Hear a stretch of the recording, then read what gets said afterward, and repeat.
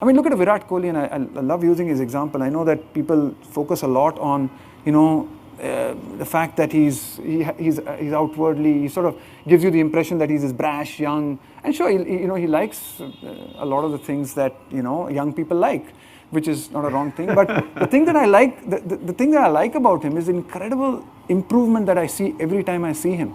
He just keeps improving and improving, and every time I think, and I look at Virat and I think, wow, he can't raise the bar anymore. He actually raises it. Every innings you think, no, he can't get better than this, and suddenly you see another innings, which is, oh wow, how is he doing that? When did you first see this great talent in Virat Kohli? You had that partnership in Perth. He captained the under-19 team to that win in Malaysia. And then a lot of these boys got picked they got picked by different IPL teams, and I happened to be playing for the Royal Challengers at that time. And Virat came and played for the Royal Challengers. And we could see that there was this really exceptional talent. He was really talented. He hit the ball beautifully and he played really well.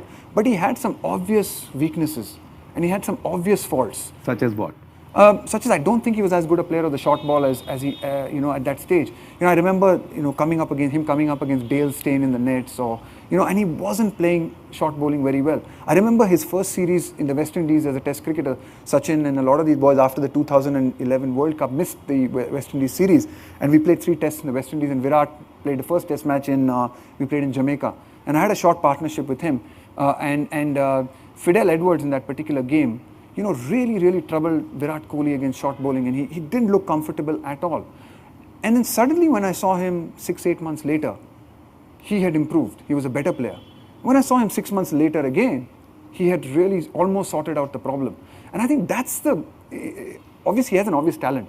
But I think his greatness is that he's able to answer questions constantly that are posed to him, which is why he's constantly able to grow. I mean, if he had a problem against Anderson outside the off stump, 6 months later in Australia, he had resolved the issue. And I think that's what gives you longevity in this game.